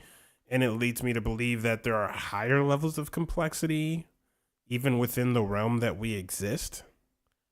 And they're made of constituent parts. Like, there's cells in our bodies that have organ systems that have higher and higher levels of complexity. And these levels of complexity, they are interconnected in a way that shows an emergent level of complexity working as a whole. And I could say that in the universe there could just be continually higher and higher levels of complexity, to the point that there may be a super high level, if not the ultimate percent, let's say, level of complexity that is beyond my comprehension, that could exist. It could be out there. Like, who am I to say? I certainly believe that there's things that are smarter than me in the world. There are levels of complexity that I will never understand. And there are things that nobody on this planet will ever comprehend that are so complex that nobody can understand them right now, based on the way that we're set up as beings. So there's things that are even more beyond that. You know, it's just, and what I mean to say is, like, if the universe, to me, like, you know, if you're a panpsychist, which I have a lot of sympathy for the point of view, if the whole universe was conscious, like a giant thought, who's thinking it? Maybe we all live in the mind of God type of thing, right? So that's why I could say 2 or 2.5. I can't say, and to me that seems rational. It's not irrational to follow that logical framework. Like, it seems to me that it just depends on, like, the irrational jump is the panpsychist and approach, and like irrational within myself to believe that there are ideas beyond what I can understand, because it's rational to believe it's rational to believe there's things I don't understand, that there's levels of intelligence, because there's things I haven't learned yet and I haven't intuited. So it's rational to believe that there's complexity beyond what I understand. It doesn't mean that it amounts to a God. That's an irrational leap. But it's not, I would say, less irrational than saying that complexity gets more complex. Anyway, I'm really off on a tangent. I just want to get to the part where he talks about evolution. And we think that we are very important because we are very important to us. But are we very important in the universal sense? Absolutely not. Nothing is important because, well, I mean, what's important is what we decide is important. We decide we're important because we're us. So, not really. Like, if the Earth just imploded and disappeared, if the sun went supernova and our whole solar system was blown to bits, the universe still exists. It depends and how God wide created... you're, for sure. In the end, as Conan O'Brien, the famous philosopher, once said, every grave goes unvisited, which is true, and that's an important perspective. Pull out the lens a little bit. Does it really matter? No, it doesn't. But it does matter. Do your kids, how about this? Do your children matter? Matters to us. Sure. Do their lives matter? For Would us, you die for them? Yeah. Yes, of course. Yes. Everything matters. If you're not comfortable, Exactly. it matters. If you're sitting here like you don't want to wear headphones, like, let's not wear headphones. That matters. Everything matters. I mean, at scale. But what matters most, like... Right? That is the evil, right? The evil is it's the same thing as saying the necessary evil of dropping nuclear bombs on civilians is if you don't do that, then there'll be more evil. Then more things will happen. His understanding, he didn't want to mess up his hair. It comes from the same His place, hair is which part of his hubris. little like thing. Imagining you're God, you have unlimited power, and you have omniscience. You can imagine what the future is going to be. You can't. You're a fucking idiot. You're a person. Like, you can't even make your wife happy. Right. Like, the limits of your power are really obvious. The limits of your wisdom, same. So, like, don't jump into shit, big things, whose outcomes you can't predict with certainty. Like, you can't know. Go in with humility. I guess that's what I'm saying.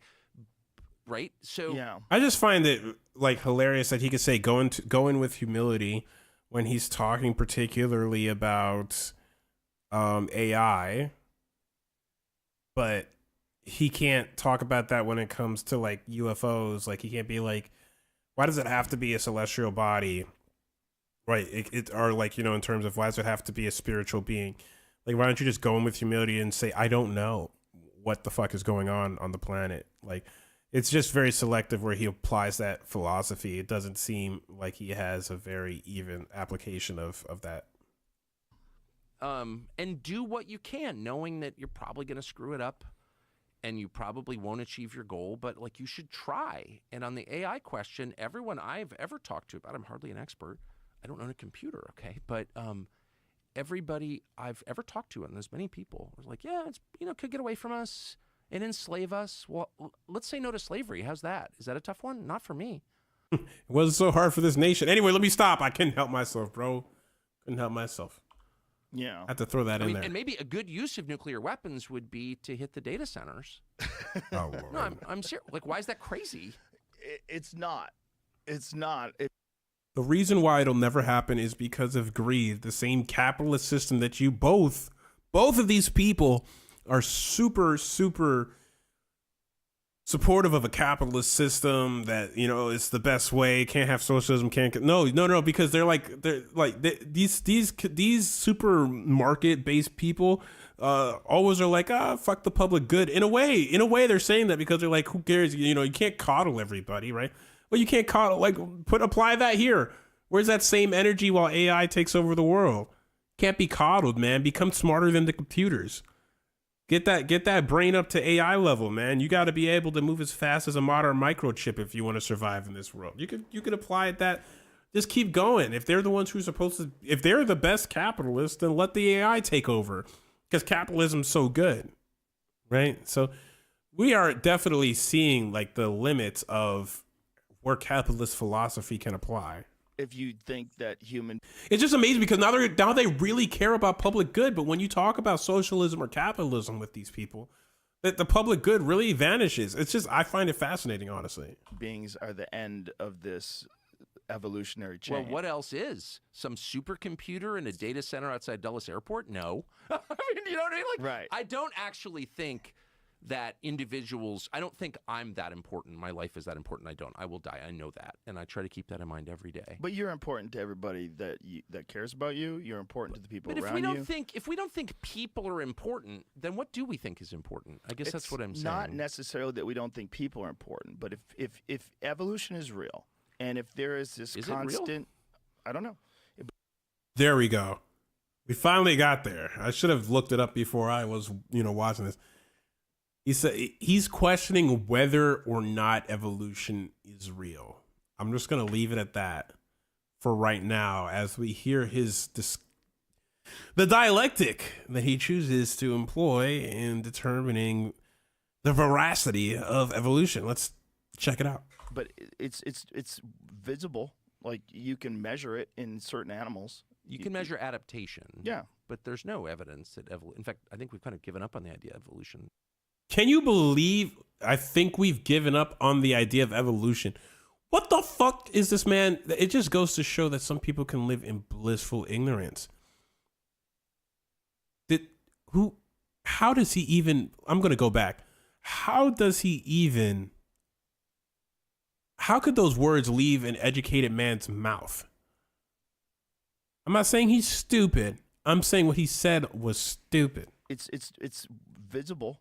Like, you can measure it in certain animals. You can measure adaptation. Yeah. But there's no. You can measure adaptation. I'm gonna keep it going, and then I'm gonna hold that. No evidence that in fact, I think we've kind of given up on the idea of evolution. He said there's no evidence of evolution. That's insane talk. And that we've given up. Insane talk. The theory of evolution as articulated by Darwin is kind of not true. What did Charles Darwin actually think? What did he actually think? Evolution was an idea before Charles Darwin wrote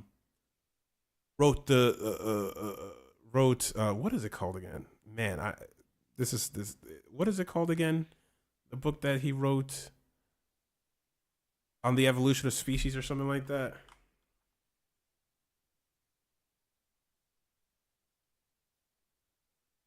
On the origin of species. There we go. What was in that book? He didn't create the idea of evolution. People think that he invented evolution. And by the way, there's somebody else who also contemporaneously came up with the theory of evolution. It wasn't just Darwin, but no one knows his name, including me. But he came up with the theory of natural selection. Who contemporaneously? Yeah, look at that. Alfred Russel Wallace, a contemporary of Darwin. Wallace was an English naturalist and explorer who independently introduced the idea of evolution through natural selection. See, natural selection is actually the mechanism through which evolution existed. Evolution became a formalized theory.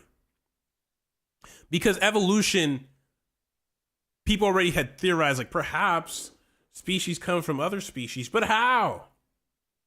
How does it work? This is actually what Charles Darwin did.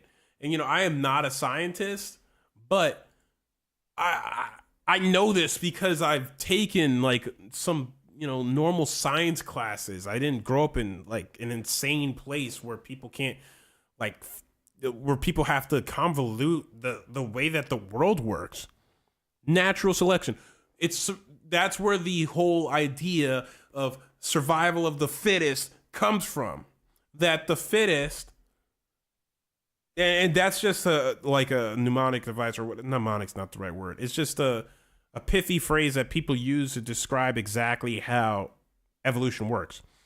That if an organism is more capable of surviving and attracting a mate that creates offspring that survive to adulthood, that are more likely to survive, attract a mate, produce offspring that are able to survive to adulthood and attract a mate, etc., ad infinitum, billions of years, whatever, those offspring, like that organism, is more likely to survive. If that, I'm not like that organism's offspring are more likely to survive because it'll have traits that allow it to survive. And there are things called selection pressures that cause organisms to have certain traits to survive.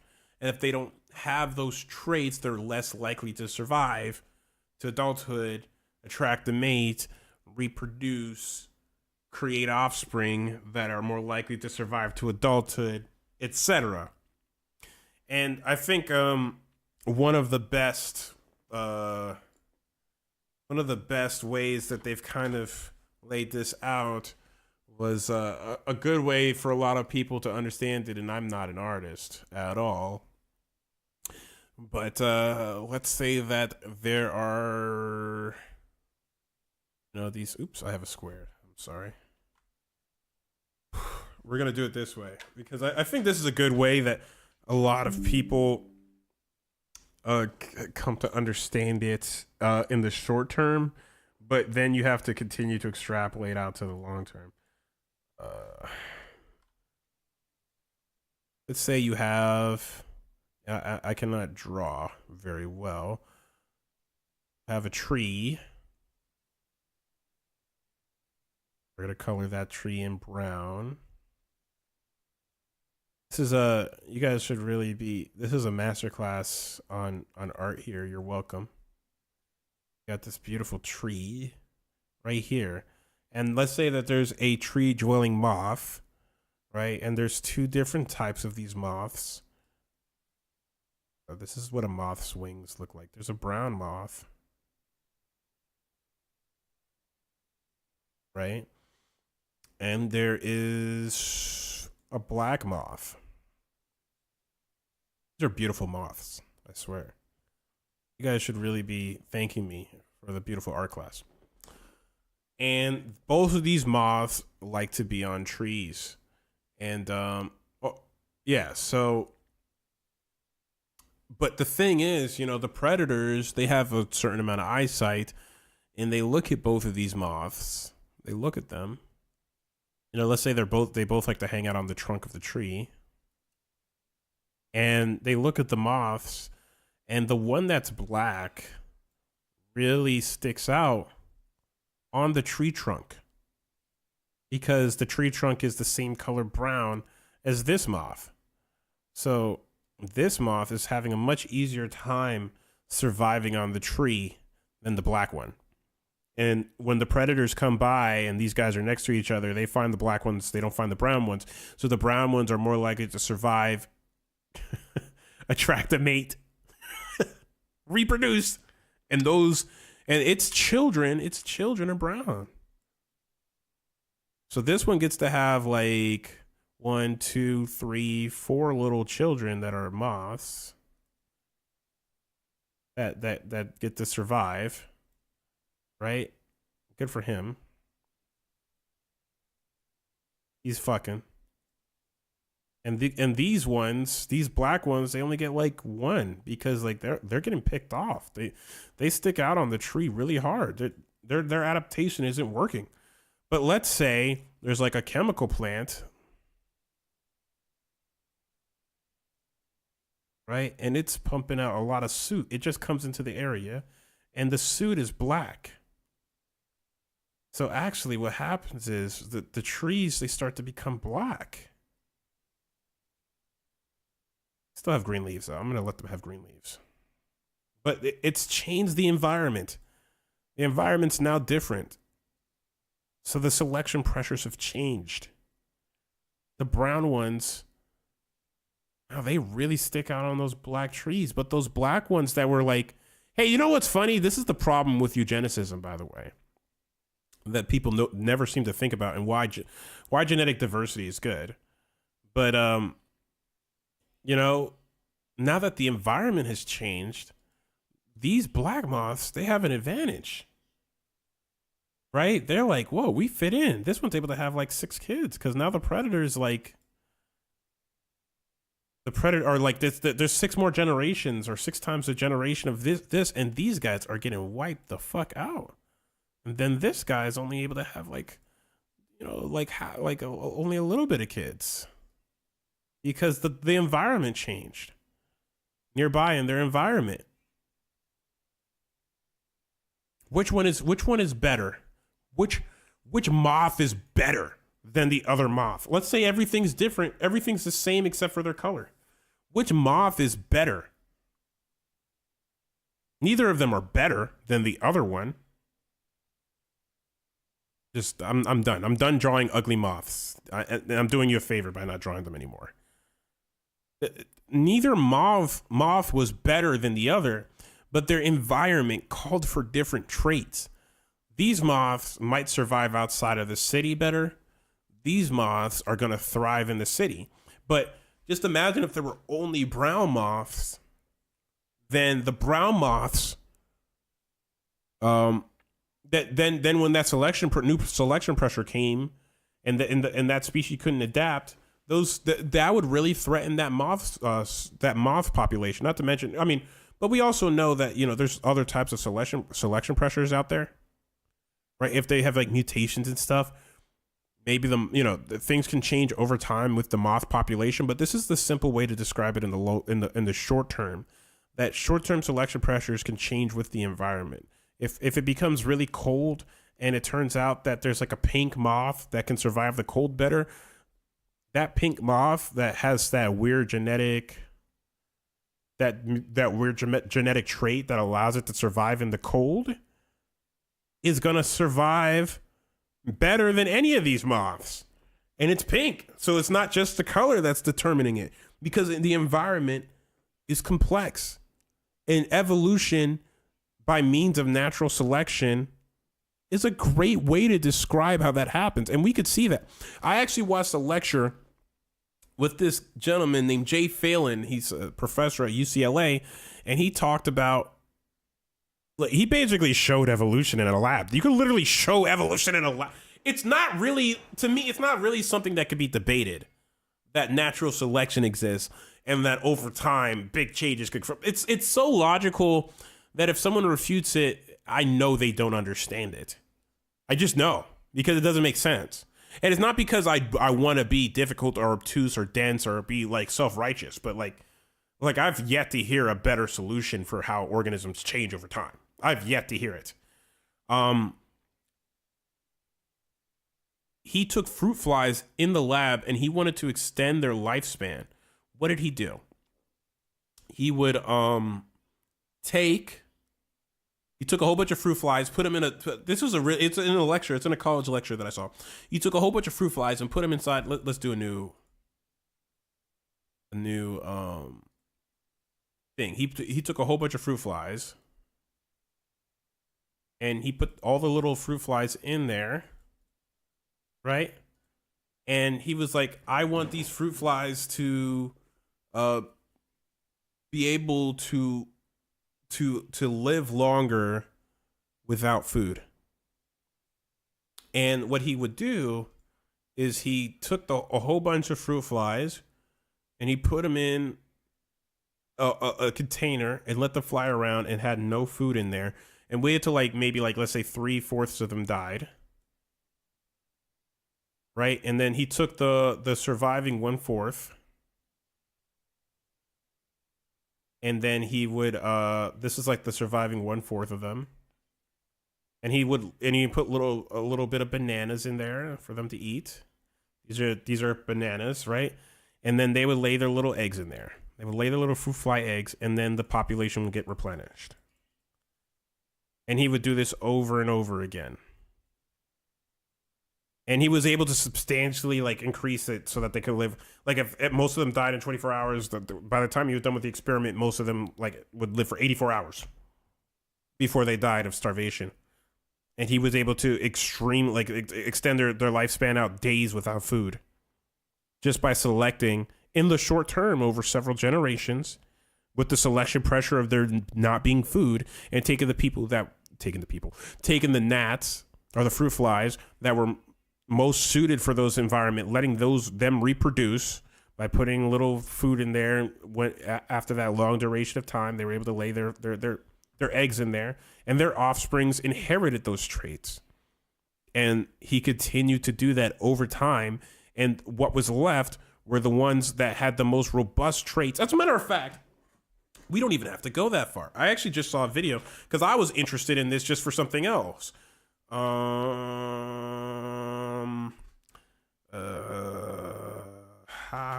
hybrid.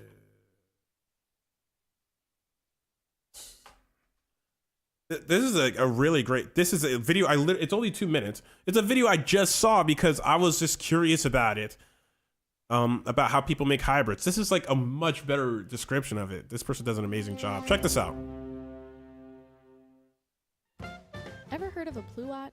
It's a cross between a plum and an apricot. What about a tangelo? That's a cross between a tangerine and a grapefruit. Those are the results of seed breeding. It's kind of like how we got the Labradoodle, or Liger. You cross 2 breeds to make a new one with the best traits of each. But how does it work? Let's say you wanted to make a consistently blue tomato that could be sold to grocery stores and chefs nationwide. And let's assume blue tomatoes already occur in some wild tomatoes in nature, but not consistently enough to sell to the masses. That's where seed breeding comes in. Most conventional seed breeding takes place in greenhouses to have better control of the environment. Breeders would then plant seeds from those wild tomatoes, the mostly blue ones, and seeds from a successful domesticated tomato, a variety proven to grow well in the area, but aren't naturally blue. When those tomato seeds begin to flower, a plant breeder would remove the pollen from one flower and place it in the flower of the other variety. This resulting batch of tomatoes born is called F1 in the seed breeding world. Breeders will then plant the F1 seeds from the especially blue tomatoes, and those tomatoes are pollinated the natural way, without human interference. What grows is called F2, the second generation. Breeders will pick the bluest tomatoes of that batch and plant them. They continue to manually select and grow seeds from the bluest tomato plants until they see consistency in color and other desirable traits like disease resistance. In plant breeding, it can take dozens or even hundreds of generations to get the consistency and quality you're looking for. So finally, however many generations later, a truly blue tomato is born and is a hit with chefs and farmers across the country. So that's an example of artificial selection. You're artificially choosing a trait that you find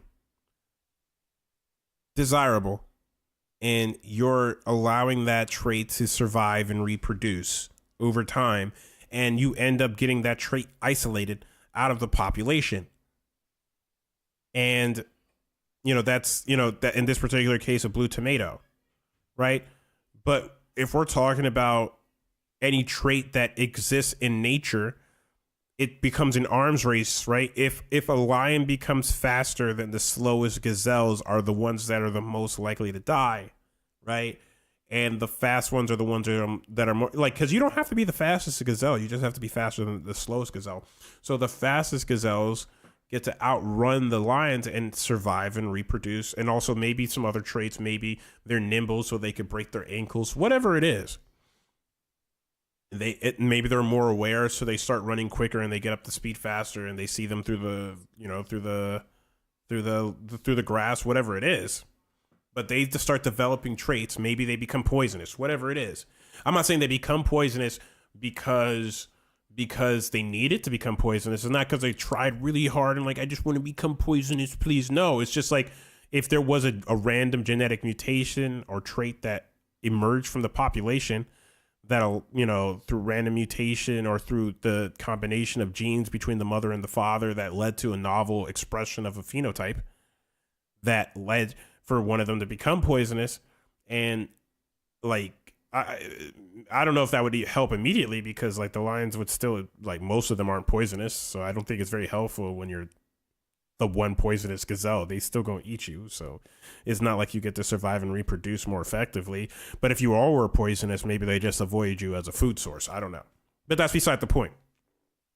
If some trait emerged that gave a gazelle an advantage and allowed it to survive and reproduce more, it would become more likely to reproduce. It would create more offspring that were more likely to have its traits and be more likely to avoid lions.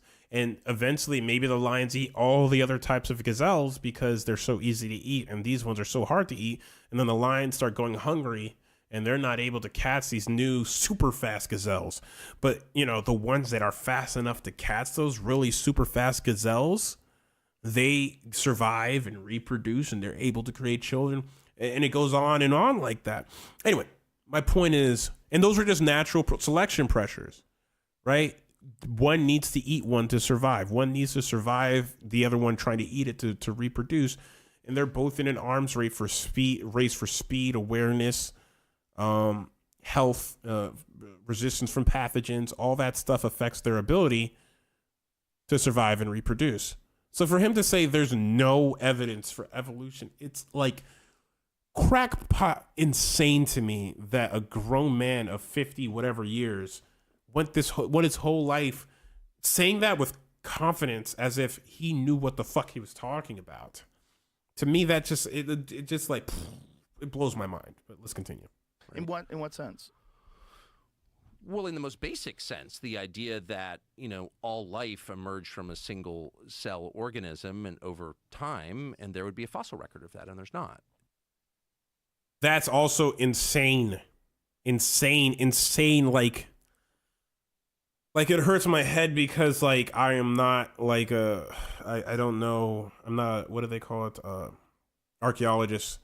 I can't pull like the amount of ignorance that went into that, but the insane fossil record that there is like there's so much.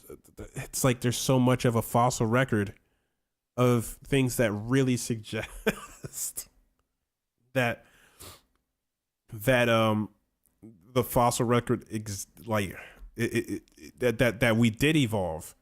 Like, okay, so there may not be direct I'm talking like direct fossil evidence of our evolution from single-celled organisms per se.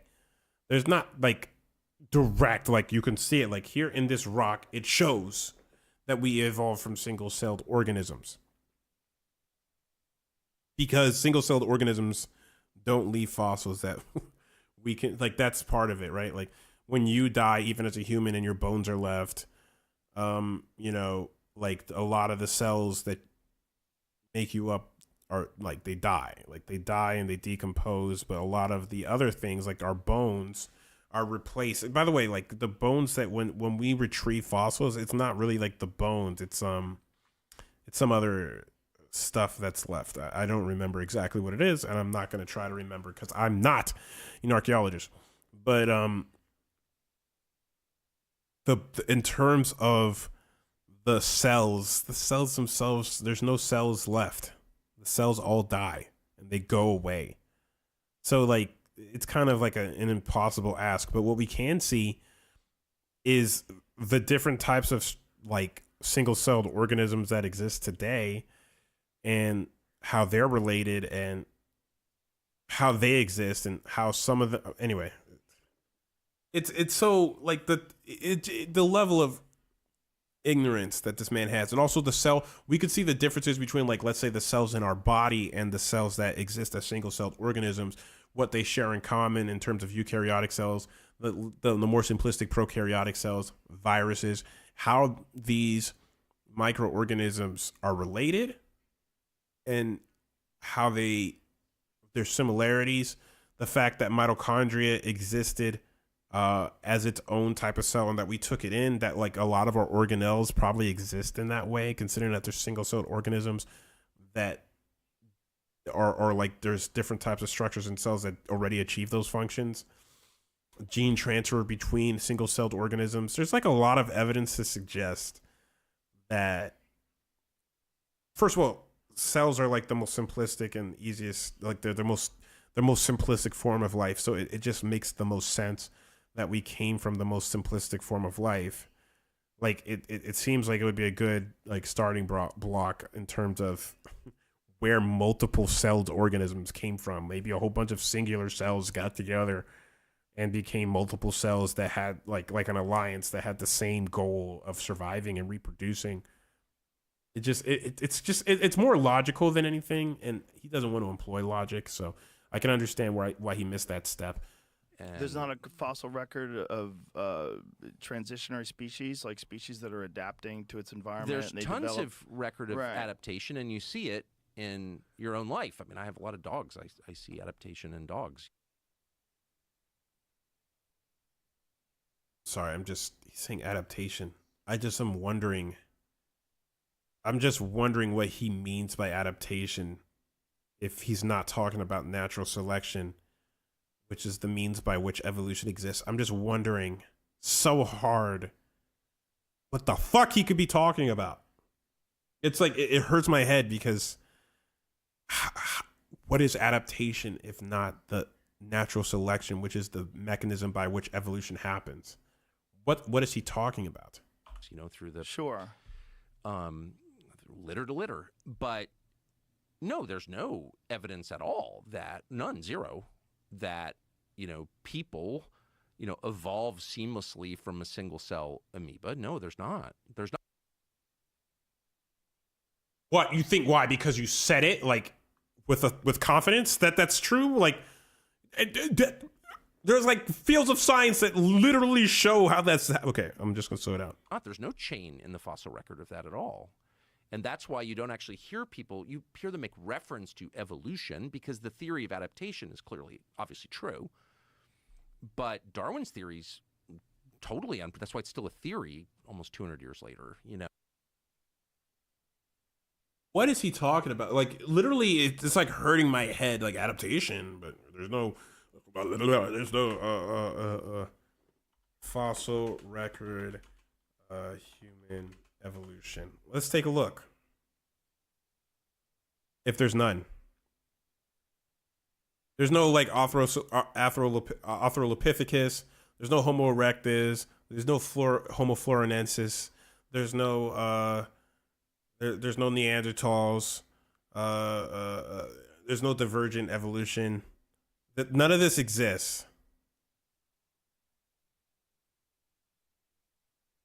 I mean, don't reject my request. Let me see it. I could tell this is good. I could tell this is good right here. Come on, show me. Show me, bro. You can just tell when something's good, and then they're just like hiding it. Like, bro, just show me. There you go. Just feel it. I could feel like, oh no, this is like the answer to my question. Okay. What the what did they just give me here? What is this? Let me try and put it in Internet Explorer or whatever they call it now. Microsoft Edge, trying to rebrand what it is.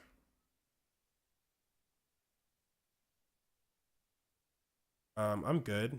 I don't need to do anything for you guys. Just keep doing your science. I don't know why this particular resource doesn't want to work, but I could tell it must be supposed to. There we go. Evidence. Human fossils. Open the family tree. Here we go. There's no evidence. There's no evidence. You are here. This is the Homo group. Homo means human, by the way.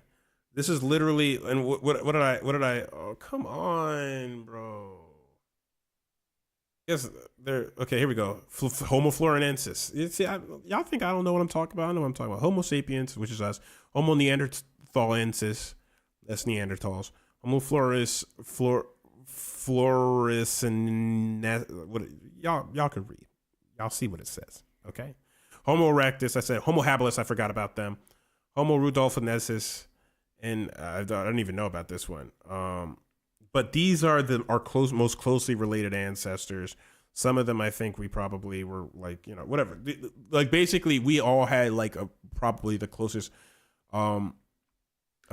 closest related. Oh, great. Okay, I see. So it actually splits off and shows Homo erectus came before these particular ones. But we have the most common, closest ancestors. Okay, and there are other types of Australopithecus. And other, there's like a clear fossil record in terms of intermediate species leading up to particularly humans that we're related to.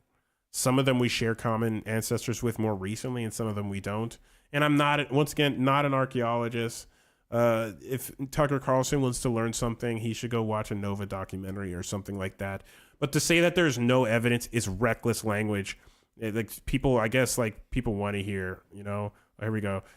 Oldest known early humans to have possessed modern human-like body proportions, Homo erectus. Their fossils look like us. There's like a fossil. Look at this. Look at the fossil record. These are human species that no longer exist. That some of them were even contemporaneous with human beings. Literally lived at the same time as us. Look at their skulls. We're able to find the skulls of these humans. Cro-Magnon. Look at these skulls. Look at these skulls that are not. Look at this. This is not like a literal human skull in terms of Homo sapiens, but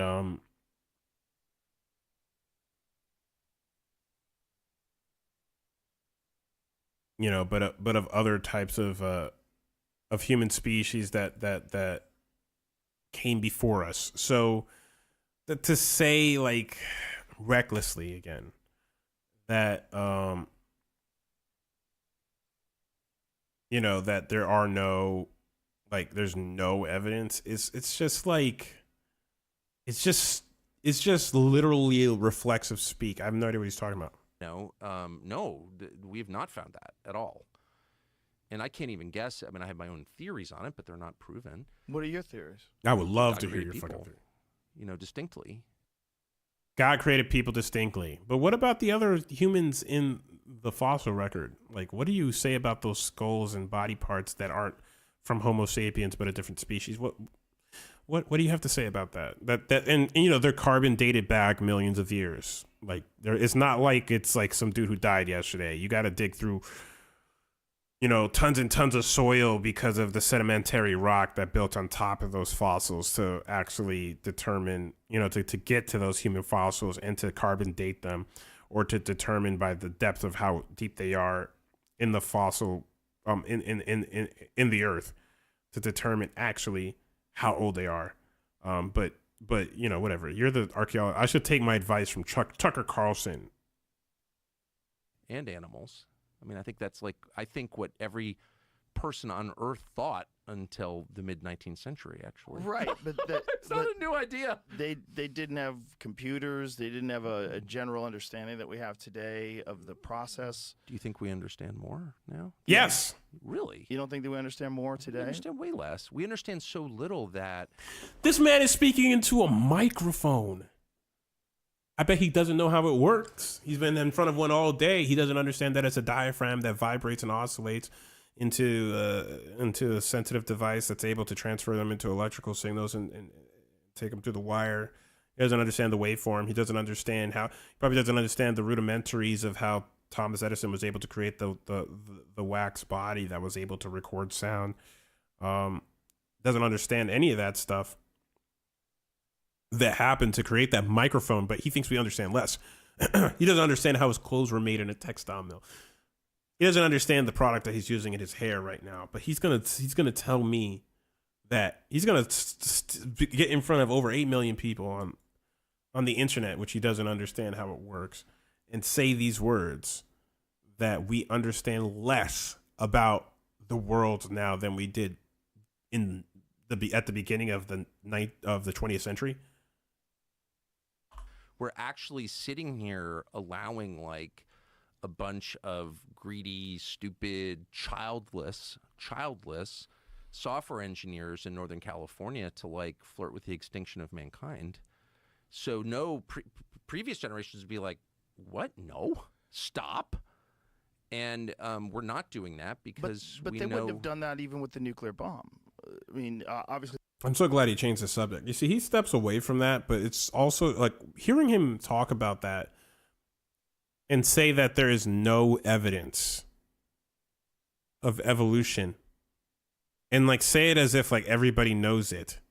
And, you know, Joe Rogan, I think he's sometimes just too polite because it literally sounds ridiculous what he's saying.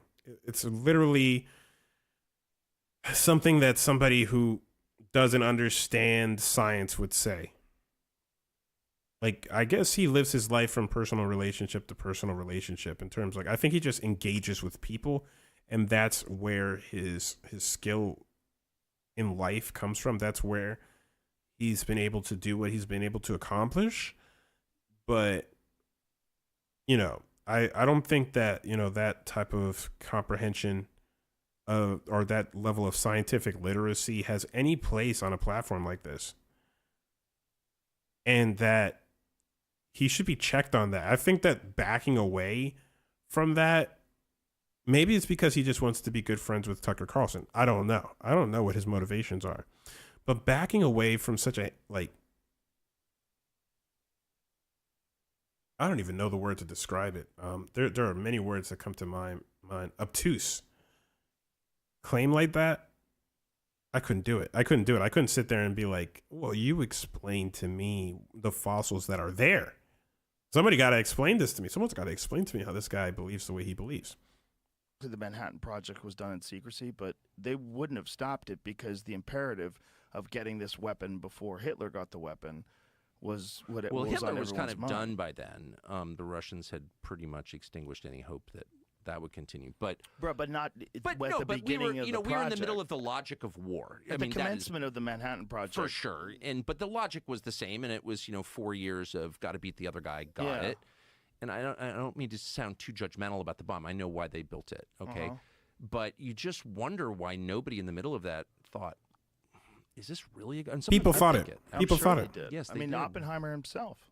Of course, large organizations don't respond to the moral qualms of individuals very well. So that was whatever. It's well known what happened. But no, we should pause and ask: is the machine we're building worth having? I actually completely agree with him there. Every time he goes back to the AI part, I'm always going to say, yeah, I completely agree. We should really have more pause. I think, you know, it's funny. I always want to say his name is Ben Stiller, but it's actually Sam Harris, who I used to listen to his podcast a lot before he made it paid. And I understand that I could listen to it for free if I just write an email or something like that. But no, I'm not going to do that.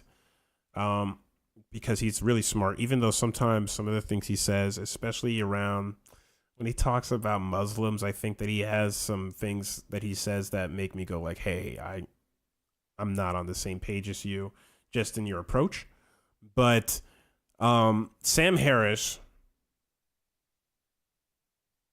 he said it right, which is that he believed that we were going to have more safety in place. We were going to slow it down a little bit more when it came to AI. We weren't going to just connect it to the internet right away so it couldn't retrieve information and stuff like that.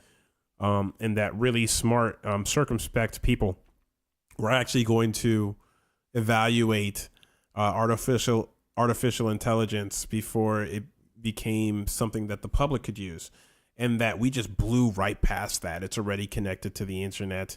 And it's growing at a pace that may be already out of our control, and it's just extremely dangerous. That's why he has actually a TED Talk on it, where he says like, hey, we need to like do something about it. And I completely agree, and I'm glad there's people that are sounding the alarm, breaking the emergency glass, and saying something about it, because I think AI is extremely dangerous. But that's basically the part that I wanted to go over, that Tucker Carlson really believes that there is no mechanism under which evolution exists. There's no fossil record for it, and that it's clear that everybody knows that. I have no idea what the fuck he's talking about. I'm going to go ahead and take a break. I might be on a little bit later to play some video games, but I just wanted to do a little bit more podcast review. As a matter of fact, I might do a little bit more later, this time more with Jordan Peterson, who, look, I understand the man's rich and powerful, but I have my own issues with the way that he conducts himself. It's not necessarily him saying that people need to make their bed. Sometimes I feel like I need to make my bed or organize the space that I'm in. Totally get it. But there's other things that he says, or the way that he says things, that I think are not bueno. Anyway, I hope you guys have a great day. Bye-bye.